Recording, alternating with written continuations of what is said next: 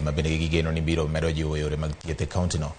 Owere kod mago, ten kaunti ma Samburu kwayo jochiw thieth ma kaunti no mondo mi kik dhi e ng'anyo kendo kun tich kaka riwruoge mag jochiw thieth chano timo.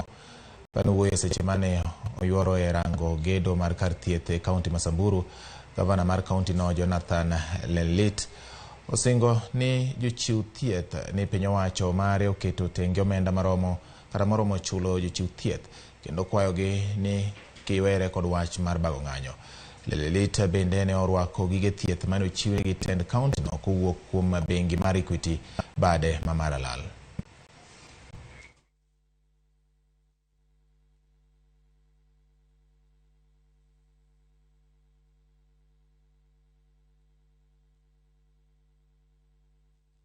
I asked kama budget wameweka ile pesa ya promotion ya watu wetu ya hospitali ya healthcare, wakaniambia iko, so mimi naomba msistrike, ninaambia iko tafadhali. Because ninaambia inaweka, na kama hiyo ndio ilikuwa taabu kiorgali mwezi, unajua one day mkistrike wagonjwa wanaumia sana. So I made sure nikauliza kama iko, wakasema iko. Sisi kama county tunataka kupata na kila ndio tuweze kusaidia watu wetu.